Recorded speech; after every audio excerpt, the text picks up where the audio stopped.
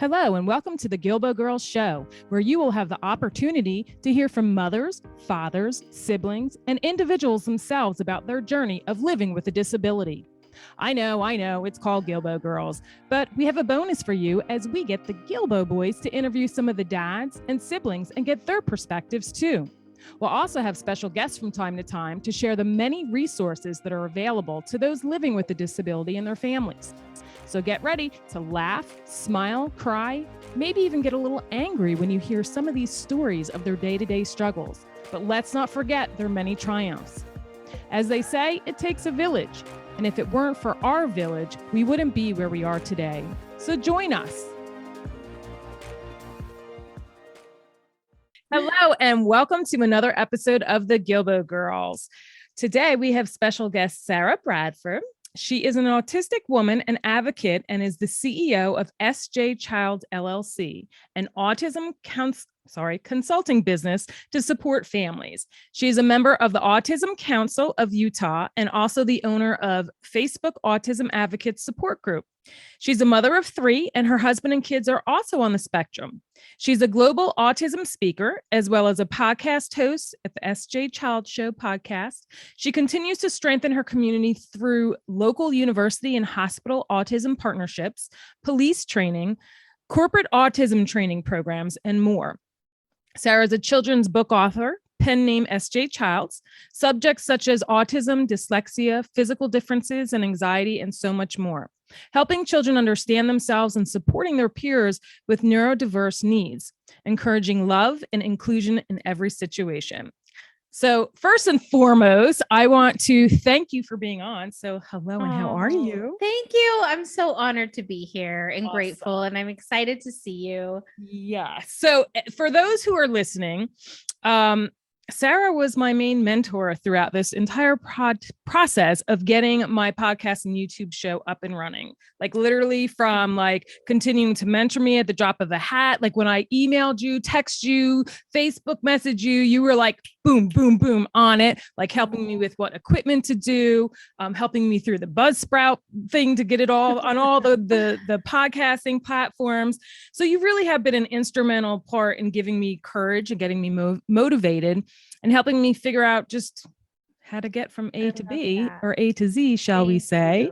And then also then to later on, invite me to be on the Women of Indie Pods United 2022 that you had hosted. So I can't believe it's actually coming up on a year anniversary of me actually having a podcast. I can't believe that. I really can't believe that either. And I'm so honored and I'm so proud of you and just grateful that you think of me as a mentor. I mean, that is just like makes my heart so full. Aww. So thank you so much. I know, don't get emotional. I just put the makeup on, girl. I have my tissues over here. I know.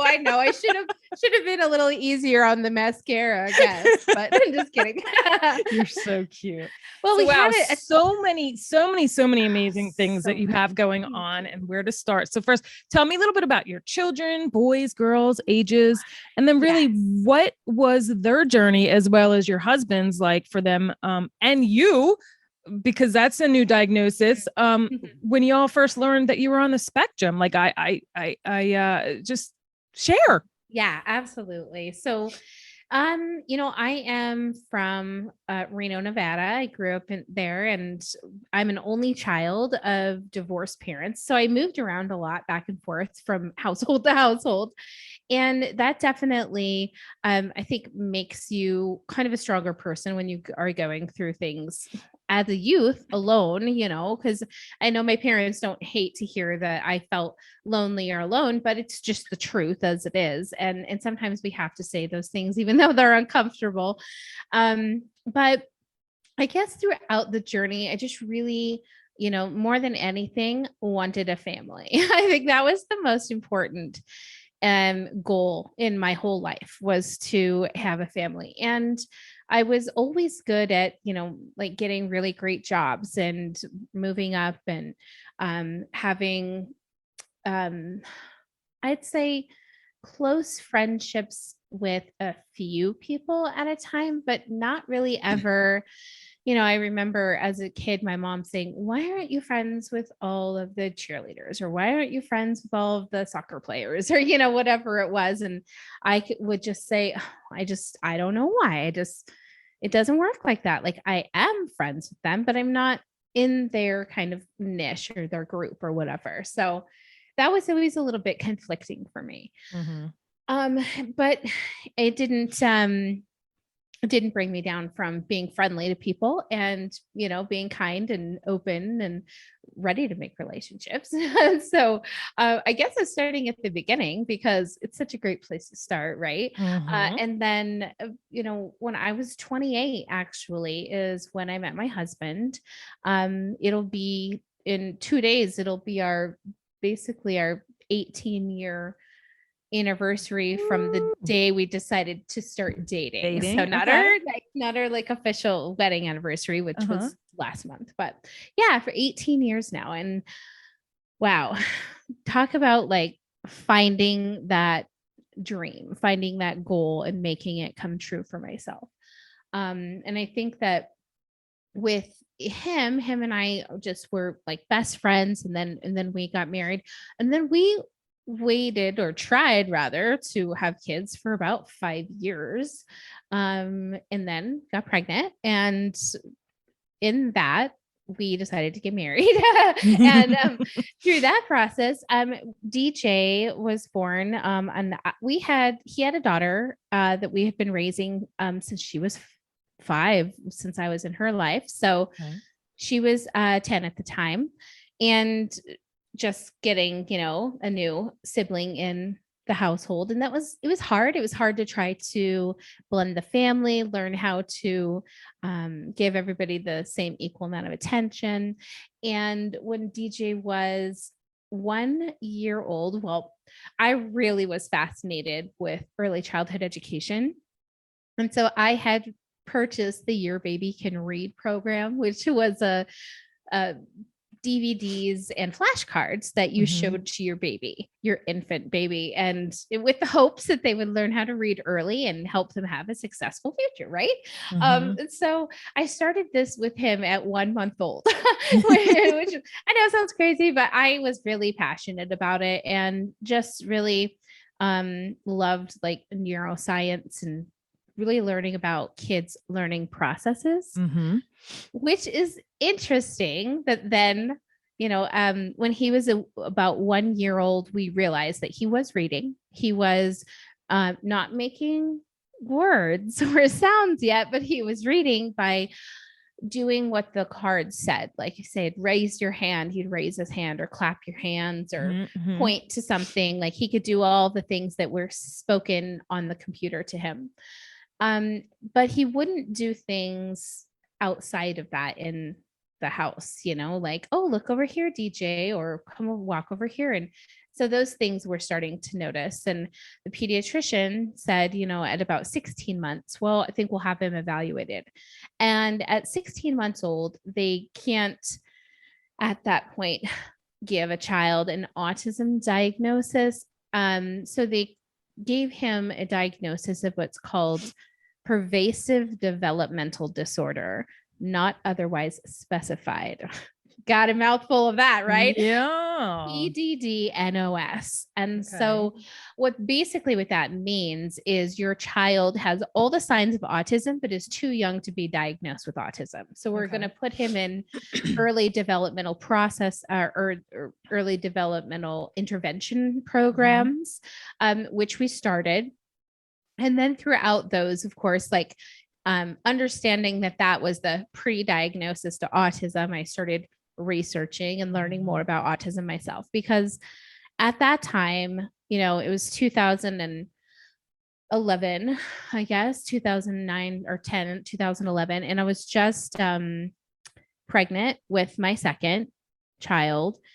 And it was scary to find out that our life wasn't on the trajectory that maybe we had seen or had expected or anything like that. It was definitely an overwhelming process to go through, but it was also exciting to see like your child's reading at 1 years old. I mean, that's, and then we started to see in him when he turned 2, he started writing and he was nonverbal. And so from the age 2 to about late 3, almost 4 is when he finally developed speech. And that really was interesting. That was a process of me really doing a lot of research.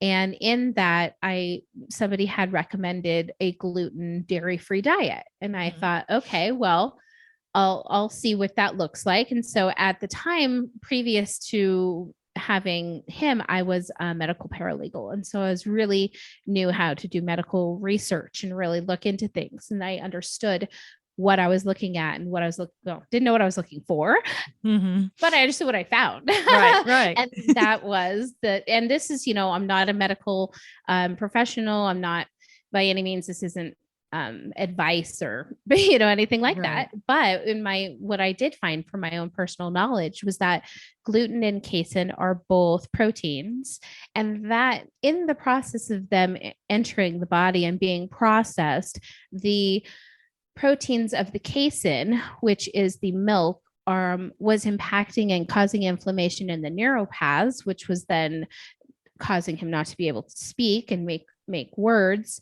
And only reason I finally had that conclusion was that when I took the milk out of his diet, he said nearly 50 words in the first week that we removed milk from his body. And it obviously, that was proof enough to me, that anecdotal proof that it was causing delays. It was causing this, this block in processing for him. And from that moment on, I mean, it was just like they got bigger and bigger and bigger. And he was, the first words he wrote was purple turtle. So we weren't even working with like the ABCs or small things at a time. It was just jumping into like these huge things. Yeah.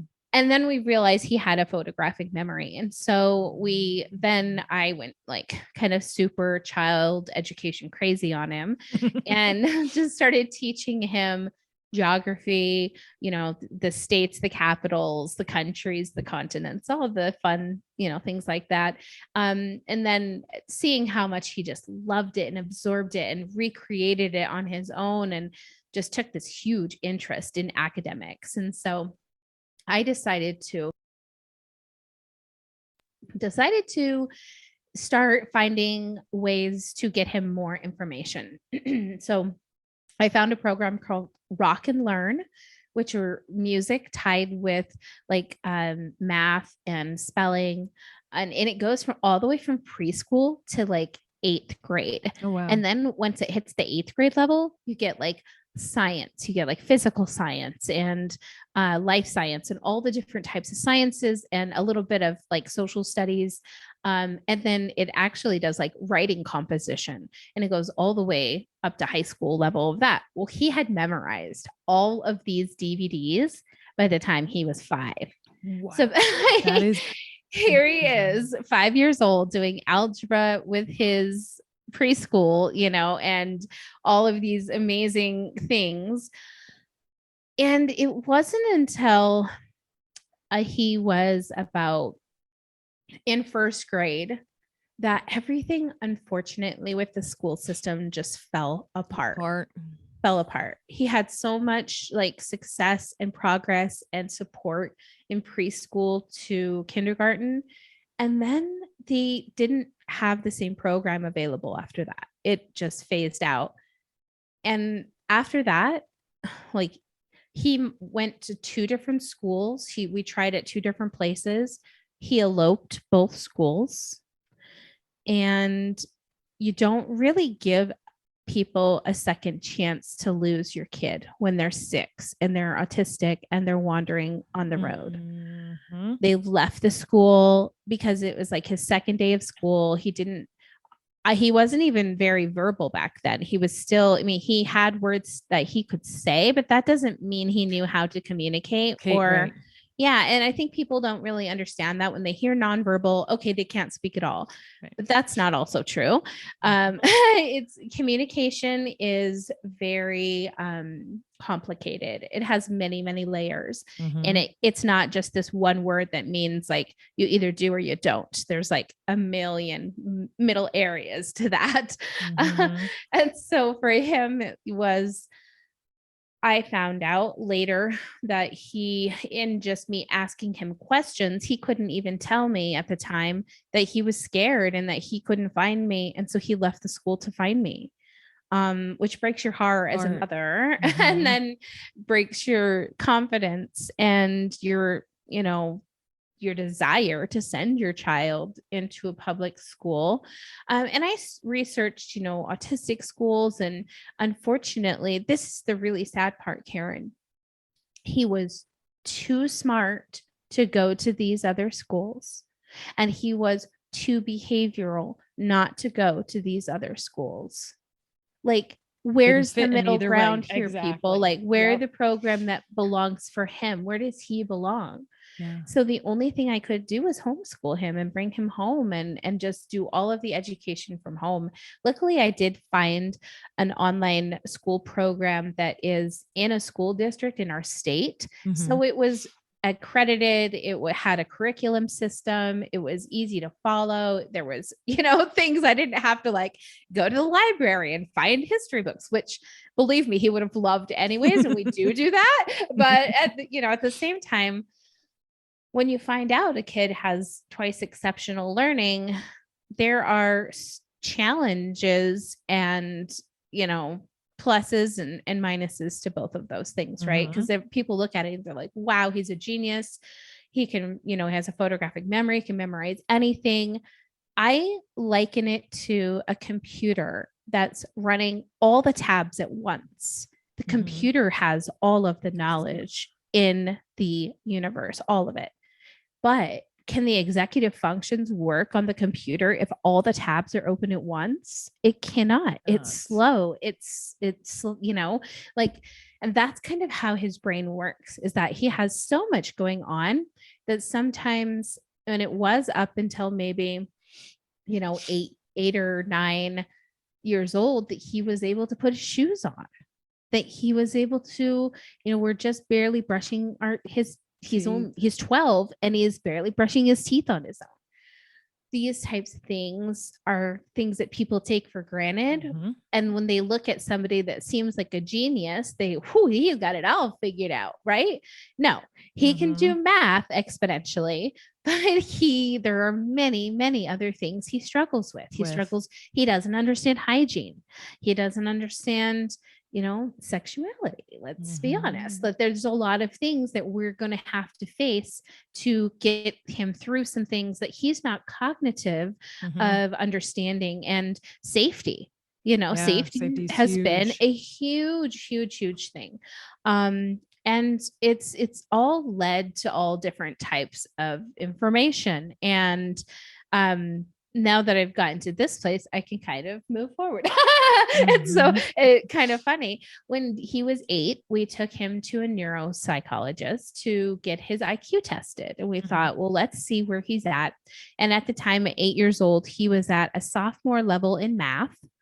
And he was speaking several languages at the time, several. And when I mean speaking, we have to reiterate, he could say table, chair, red, blue. He could not have a conversation. Right. He could literally just speak these languages or identify them. If he saw them in a text or he heard the language being spoken, he could interpret those types of things. But having a regular conversation is still difficult today. We still today are working on how to have a conversation, and that might take till he's in his 20s. I don't know what that looks like. It's unknown, right? For everyone. But at this specific neuropsych testing, we did find out that he uses 99% of his working memory, which is the capacity that your brain has to hold information and store it as a memory.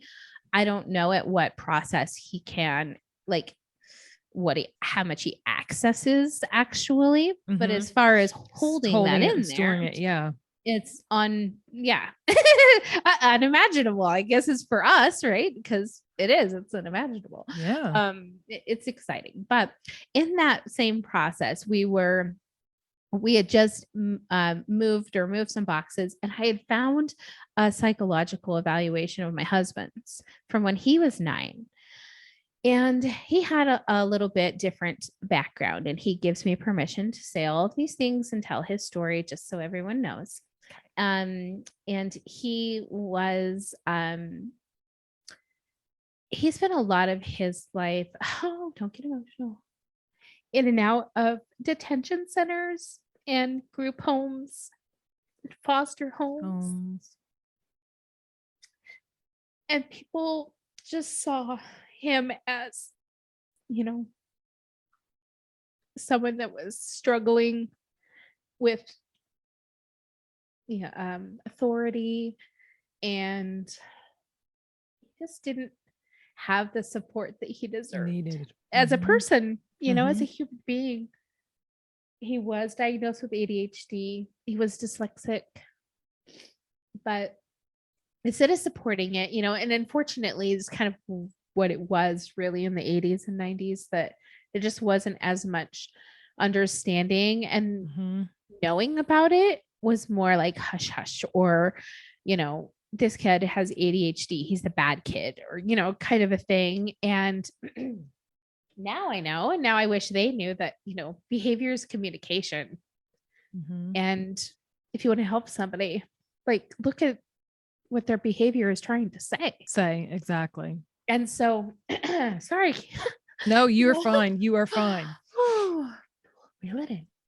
And so at that moment, when I'm going through and reading all of these things, I'm thinking, oh my gosh, this looks so familiar to me. And I'm seeing all of these things in a new light. And I'm thinking, okay, how does this make sense? Like, obviously, my son has way more, with all due respect, severities in Mhm. his challenges and what his needs were and his speech capacities, all of those things, right? And here was this brilliant man who had been married, had a child, held jobs, drove a car, did all of these things that DJ had been questioned to even have ever left the house in his life, Mhm. and things like that. So it was interesting to then say, okay, well, to me, this looks a lot like Asperger's. Here's this brilliant artist, brilliant, compassionate father, compassionate husband, like honest, loyal, all of these things. And I was like, oh my gosh, this makes so much sense to me now. Like, he's very, um, with not withdrawn, but he doesn't like attention. I'm he's my total opposite, right? I'm like, look at me, and he's like, don't look at me, I'm behind the plant, right? You can't even see him or anything. Yeah, he's the camouflaged one behind there. So so it's just so funny that in that, though, I could really see, and now I even know, like, that's why obviously male and female autism look so differently from one another as well. And that's why it's so missed so often, is that there's so many differences to be looked at, and you can't just look at one, like, list of items and say, Right. yes, you're autistic or you're not. Or but I brought it to him, that, kind of my findings, if you will. And I said, hey, I think you have Asperger's. I'm pretty sure you're on the spectrum. And for us, it was like, okay, maybe this makes more sense as to why DJ is also autistic. Because I think that and I'm not at this point anymore. I want to make that clear. But there was a time where I wondered and didn't understand why, and didn't understand how, because I didn't know anybody else with autism in my family or in his family. And so I think that that's a question that most human beings would have. And it means nothing offensively to the child or individual or anything like that.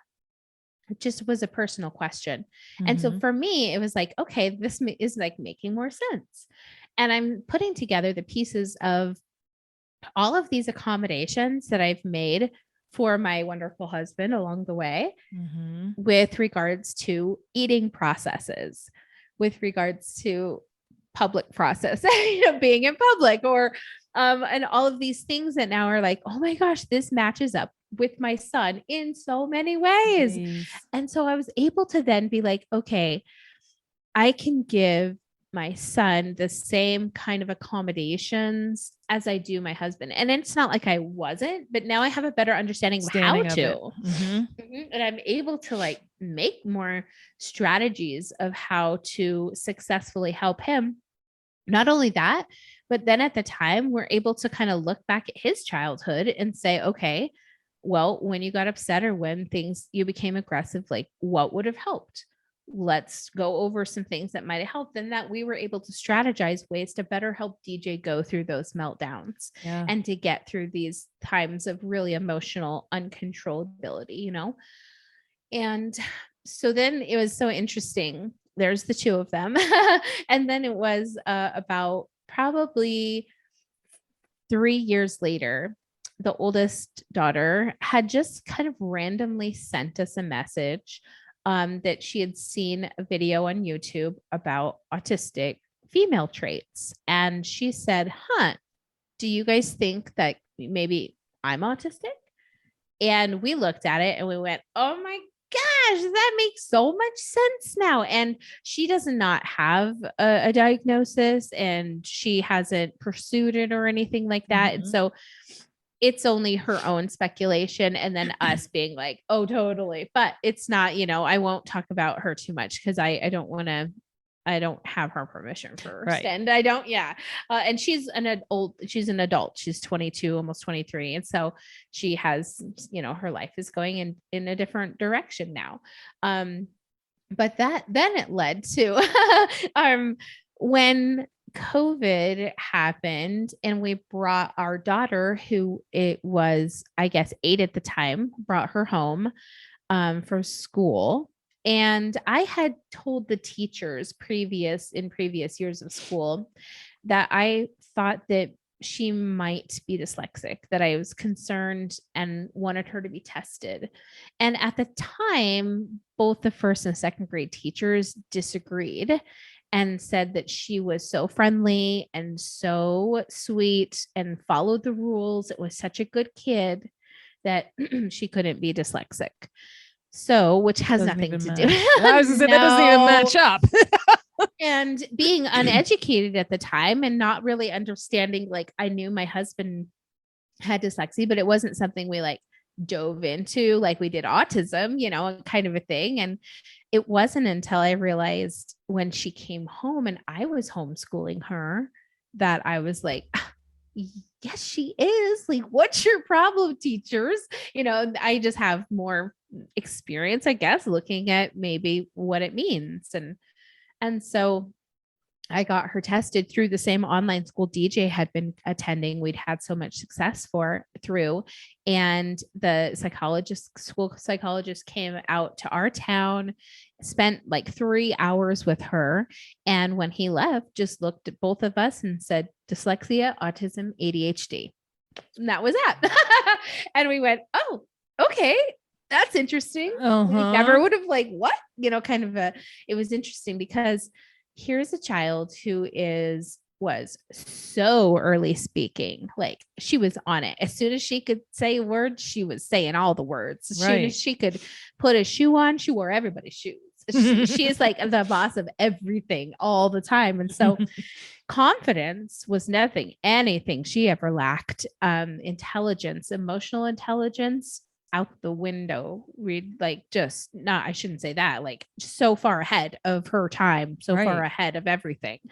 And so typically if you were someone who didn't have any experience with autism and you only knew of like what the TV showed you, you would look at her and say, there's no way. But in our household, understanding it the way we understand it with so many different layers, we can see, this is where her autism affects her. This is where her dyslexia affects her. This is where her ADHD affects her. And we can better help tools, give her tools, you know, mentally to get through those times. And I mean, we almost feel like parenting is so hard. Mm-hmm. And when you find any kind of successes, I think that you're like, yes, you know, Mm-hmm. this has been so much better. And we feel like being able to parent her with as much knowledge as we have is so much easier than when we were parenting our first daughter. And all of the, I mean, I went to therapy with her for years and years, and to not have any understanding, you know, and here I am having these open, honest conversations with this child who seems years beyond herself. Mm-hmm. And it's so nice to be able to share this information. And now, you know, now that we know that her brother and herself and her dad, and it was so exciting. It was just like this little group, right? that they had, that they belonged to. And for me, it was wonderful. And then, but sometimes I would tease my husband, like, well, where do I belong? Like, where's my spot here? What's happening? What's going on with this? And so after she was diagnosed, it was apparent to me that there were so many similarities that she and I had, and she's only 10.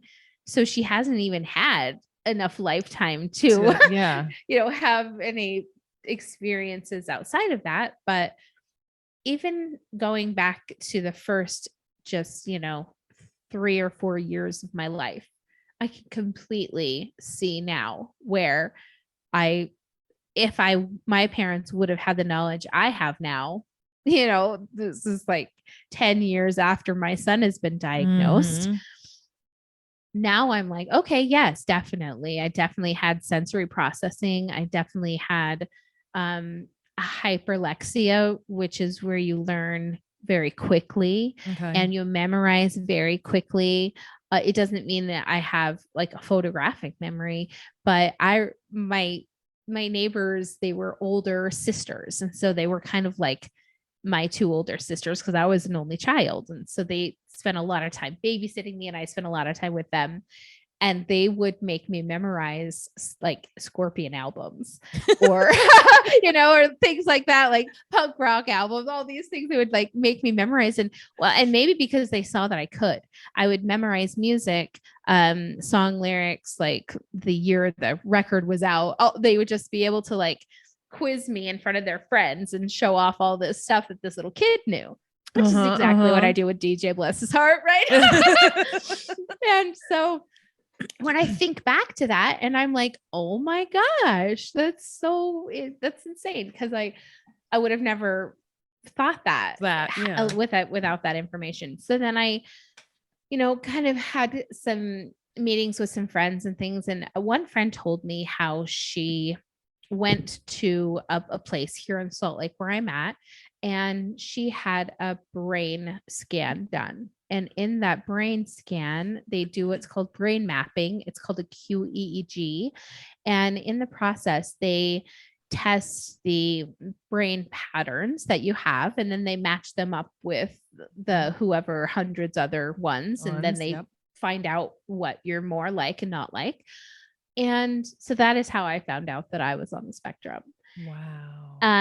Plus dyslexia and ADHD. Hey, right? It's like, what?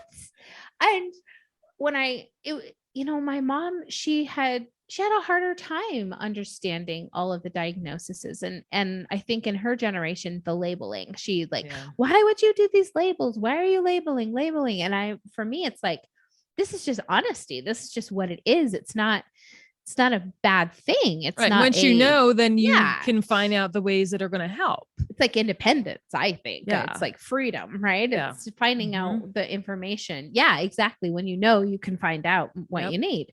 And so but when I brought her the brain mapping thing, there was nothing to question.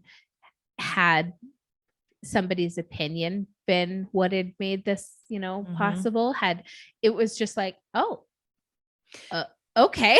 Well, I know I've been to several different courses and stuff on ADHD, and I'm trying to think of what the other ones were, but it was a toolbox. I think it was called like the toolbox for ADHD. And it was all about the brain. And he even had scans up there of people's brains who were and were not, and how it is amazing to see the different nuances of the brain, how it's affected and how things go off and certain, like, you can't, like, science doesn't lie. Crazy. Like, No. hello.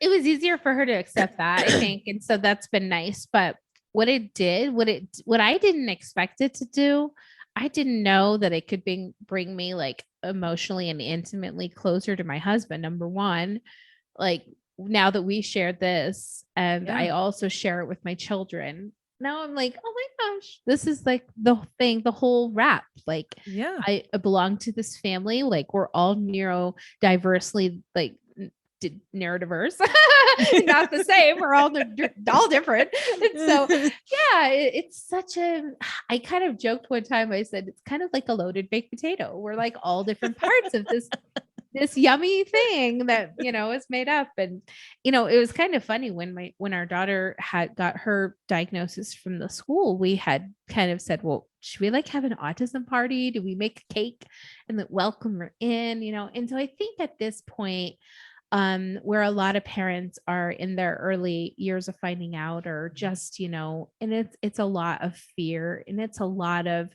not knowing and finding knowledge, or not even knowing how to get knowledge for some people, which is so hard. But that's why I started, communities on Facebook to try to help and get families and resources and knowledge. That's why I started my podcast, was to get be a louder voice to help people. And it's so, and the books too. I mean, the books were instrumental in helping me kind of start everything. And it was just a hobby I was going to do. And then it's turned out to be like the start of everything. So that's taken off. I mean, you've been tell us about some of the different conferences and stuff. I mean, you've been hosting and a part of like some pretty big groups. It's so exciting. So the Indie Pods one, I love the Indie Pods group. They not only do they put on fantastic like events, but I was, invited to host the women's event. And what an honor to have all of these independent women there together and supporting each other. And I've done corporate trainings for some pretty big micro, like, or software companies, right? I've just said it basically. So just kind of mute that part out. I've done some software companies. That has been nice. I've also been able to, I've been invited this November to speak at Utah Valley University, and I'll be doing I basically created just my own buddy program for reading and involving peers with their special need peers to help, just foster growth in our community with their peers. And so that's really exciting. I'm thrilled to go and do that. That'll be a first for me in person. Okay. And there'll be like 700 to 800, teachers there. That'll be a really great audience to reach. But recently I also put together and hosted a wonderful, wonderful event called the 1 in 44 tour. Okay. Which was 1 in 44 represents the current US numbers of how many kids are diagnosed with autism right now, 1 in 44 kids. And I personally think that the number is off by probably 20 at least, because there are so many and overlooked females, other diversities. And so I think that that's really something that I just recently read a study that said in 2025, it'll be 1 in 2. So it's literally tripling. I think it said it was actually 10 times a year. It is like 10 times itself. And it's just because I think our perception of what autism really looks like, our perceptions and our ideas of what behavior consists of, or maybe to see that, like, this is my own personal opinion and might be totally hated, and I apologize, but I really think that maybe evolution of the brain and just of the human species might be a part of it. And I'm brilliant, so you might want to take that for no, just kidding. So I wanted to ask you, okay, so because of course autism isn't in my wheelhouse, cerebral palsy is. Yeah. So like, can you kind of tell some of the listeners to what some of the difference and the nuances are between identifying a female versus a male? 100%. Yeah. Since you were talking about so that. I'm just going to give you my own children, because that is the best way to tell you. And then I'm not trying to stereotype anybody else's children into this. And so for my own experience, this is what it looked like for us. Our son was nonverbal until the age of 4. He spun circles, clapped his hands, flapped his arms. He made a lot of humming noises. He did a lot of physics stimming, is what that's called. And I never got back to this, but the gluten actually took that out of his, like, he stopped a lot of that stimming when that gluten was removed from his diet. And I never had finished that. It was because the inflammation was happening in his gut, which was why he was spinning and putting his body into motions to help relieve the inflammation in his tummy. He would like lunge himself onto things. And so all of that, and like this, pretty much all of it stopped after we removed the gluten. When he was gluten dairy free was probably, and he still is, but like the healthiest, he was. But also come with that, 10 years ago, there was hardly anything available. It was so hard to change his diet and to provide things that he would like. And unfortunately, in that process, his diet did deteriorate and we got some, not great results. But back to boys. So in boys, I would say, and sometimes in girls as well, if it's more challenging, lack of eye contact, lack of sounds that are like maybe normal sounds to be made, like baba, mama, dada, those types of word, like beginning word sounds. Pointing to things and noticing things off to the distance. These are all things that we would say that our son did not have in his wheelhouse at the time of normal developmental stages. Speaking, he would oftentimes just grab our hand and take us to things. He didn't know how to do many things on his own. Like, he had a really hard time with potty training. We tried potty training at the preferred age, whatever that may be, but it was not successful. In fact, he was in pull-ups until the age of 7. And finding pull-ups to fit a 7-year-old is hard. It is hard. And it is, it's something, again, people say, oh, he's genius, he has all these things, no.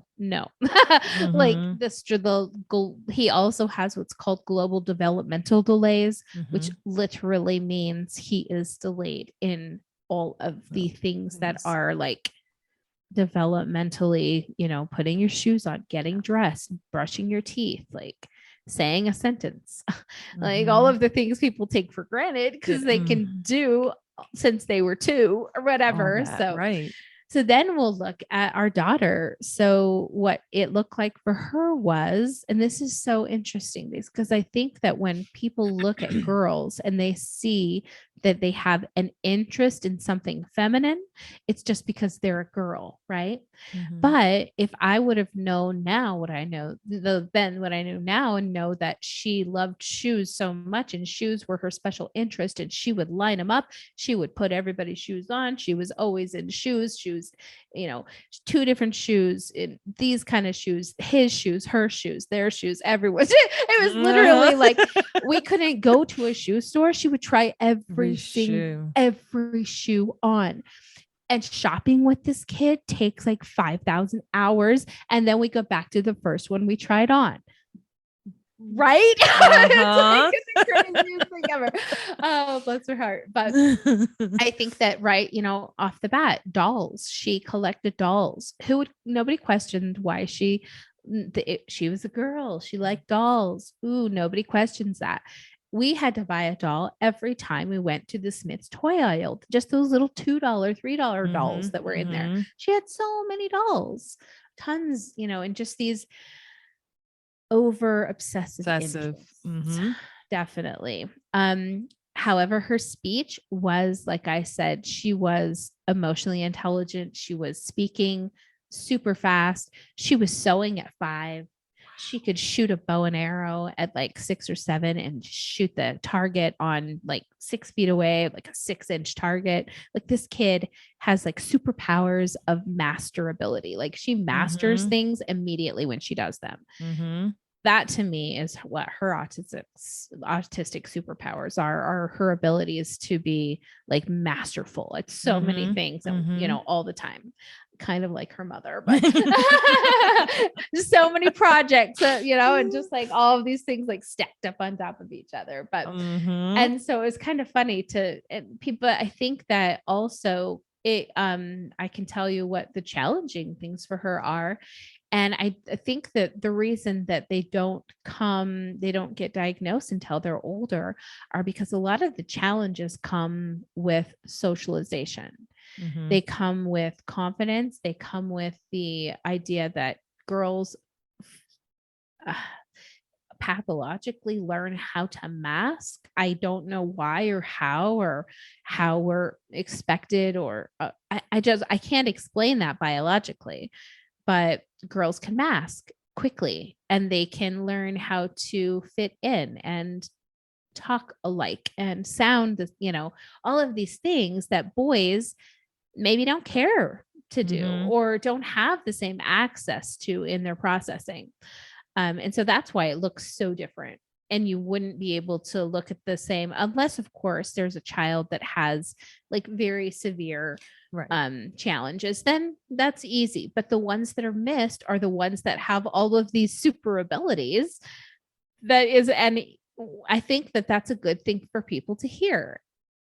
Autism, isn't like a bad ability. Right. It's just a different ability. Exactly. Yeah. Just when you were like explaining that, I had like that aha moment of like, just like, I was thinking of Faith when she was having her seizure disorder. Like, the main thing when people go to, okay, grand malls, petite malls. Well, no, there's 40 different types of seizures. Exactly. So, and they're all differently. And same thing with cerebral palsy too, depending upon the severity. Well, it's the same thing with autism. Yeah. Yeah. They can be so different from, and even in our household, it's kind of neat that we have all of these differences so that I can stand back and kind of look at it prospectively and say, okay, food aversions, like, what does it cause? It's texture issues. It's like over sensory smell issue, like things like that.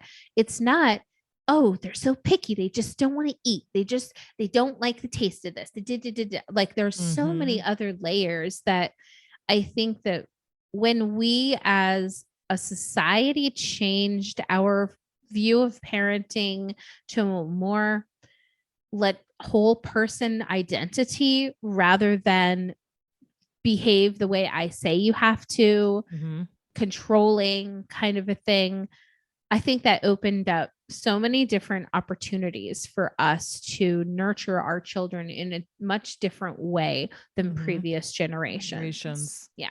I agree. Yeah. And so that's kind of exciting that, like, being able to help other families see that, that now I can see that maybe when my daughter gets home from school and, I should just like leave her alone and let her have some space alone. I don't need to, what's wrong? Talk to me about it. I want to be there for you. All of those things will push her away.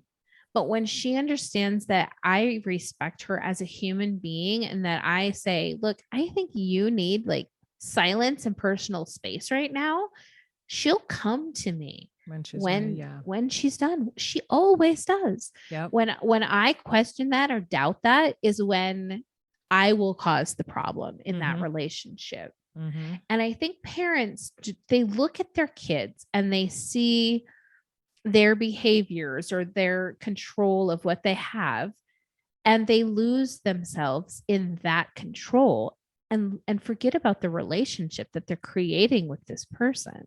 And as adults, we know we can't be dismissive or rude to our friends, to our companion. What will that cause? It'll cause distrust. It'll cause resentments. Yep.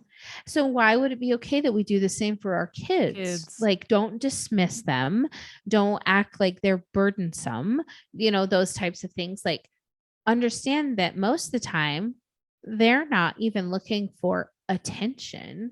They're looking for connection. And what ways can you make that happen? Like, what ways can you find in your parenting to pull back the control a little bit, give some control to them and some independence? Then they're like, oh my gosh, they trust me. They now I can come to them with this information I have. And that's the relationship that we've fostered with our youngest daughter, which I feel like is the most successful parenting relationship that we've had thus far. And not that our son isn't, but his is still, it's going to be a lifelong situation. And that's not something you can just wrap up and say, oh, it's going great. It's going to be like, it goes day to day. It will go day to day. Right. Exactly. So speaking, about your podcast and your shows, what kind of topics and guests do you have on your show? And how would one contact you to be a guest on your show? Yeah, thank you so much. Fascinating. You can just Google SJ Childs and you could find me. I take up a few pages on Google now.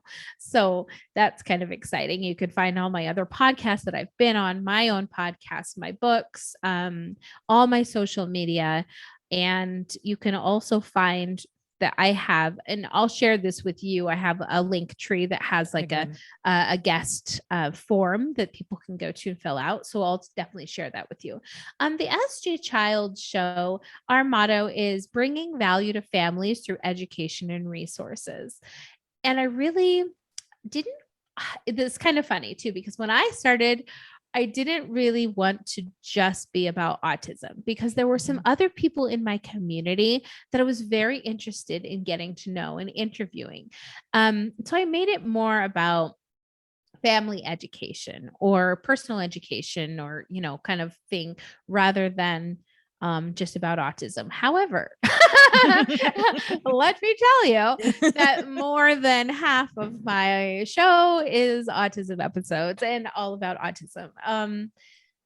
But I love that it has that diversity, and there are still people that I'm interviewing that aren't autism related. But I've pivoted more to wanting to be more, because I am more on the autism, in the autism community, even now more so than ever. Now with my own diagnosis and findings, now more than ever, I can give so much more advice, right? Absolutely. Advice I haven't even thought about giving yet, right? It's crazy.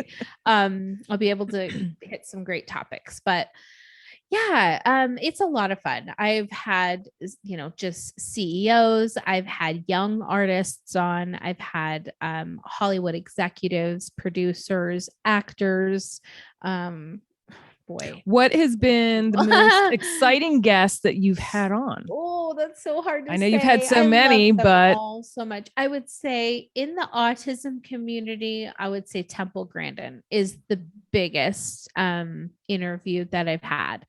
But I've also had a lot of very successful autistic individuals, like the first autistic attorney, Haley Moss, the first autistic basketball player, Anthony Ayani, the first autistic race car driver, Marnie Williams, some really fascinating people. And I feel bad, not saying all 135 episode names of them. Right. So please, I'm so sorry. I love you all. But it's so great because in this whole process, I've made so many amazing connections that now I've even, been invited to be on European radio and some really neat places. A woman from Australia reached out and said her and another gentleman from South Africa are putting together a network for education and asked me to be their autism expert for this group that they're putting together. So yeah, it's opened so many doors for you. It really truly has. It's been amazing to watch and follow. And it's incredible. This October, I'm actually hosting and holding another event called the Autism Safety Summit. Where I'm going to have some really interesting and great experts on safety of all types, home safety, school safety, recreational and travel safety. We'll have a service dog speaker and just some really neat people to come and just help answer any questions.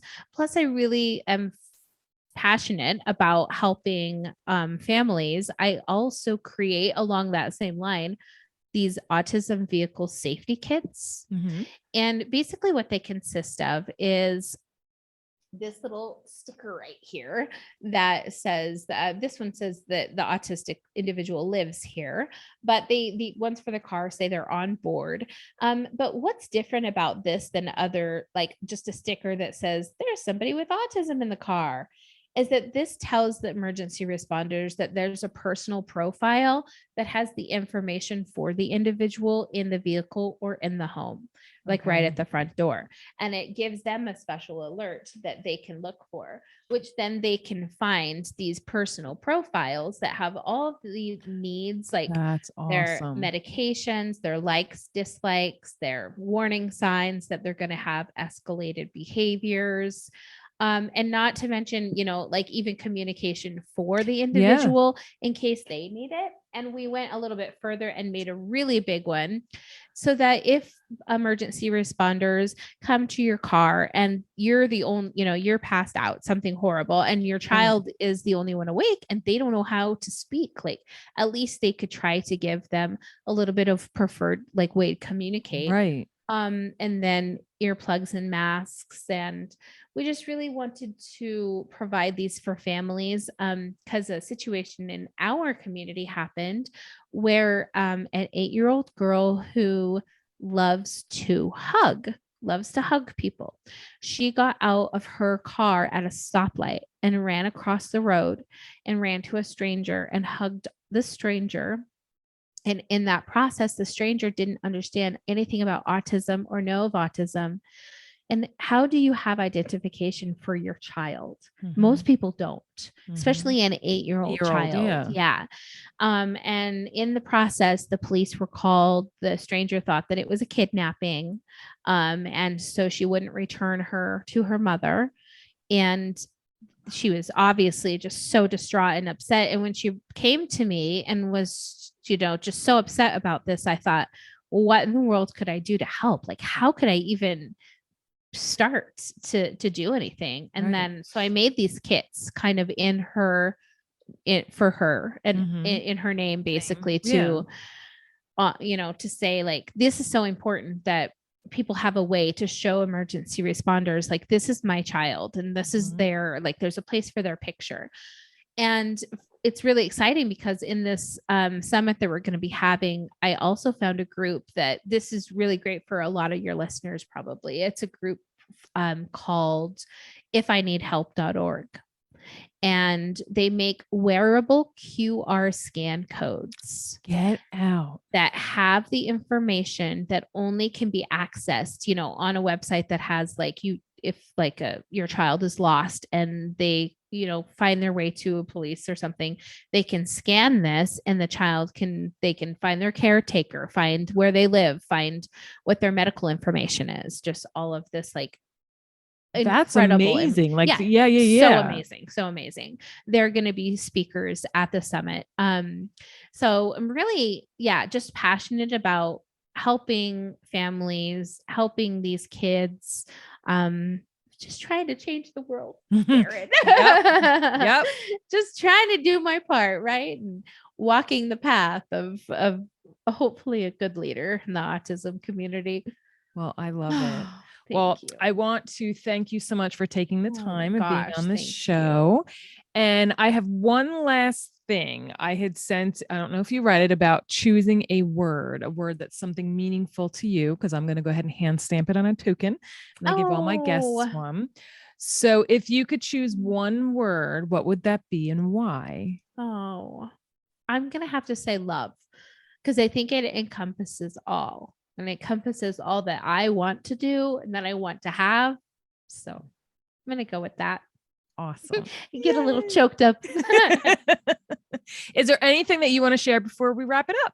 Oh my gosh. It's been so long. I can't believe I talked your ears off. Thank you guys so much for being such great followers for the Guilbault Girls. I'm just so proud of you and just honored that we have this friendship and have each other to support. So if anything, just keep supporting Karen and know that we love her so much. Aww, I love you. Thank you. It's been so great to be here. I'm so excited that we got to spend this time together. Yes. Well, thank you. All right, everybody, stay tuned for more episodes to come. Thank you for joining us as we spread awareness through our personal stories and the many resources shared. You can help us by joining our village simply by sharing our show to the masses. If you would like to support the Guilbault Girls on another level, click on the link in the show notes to make a donation in any amount. Add your address and you'll receive a hand-stamped token with the word village on it in appreciation. Be sure to subscribe to our Guilbault Girls podcast and YouTube show, and don't forget to follow us on Facebook and Instagram at Guilbault Girls. Till next time.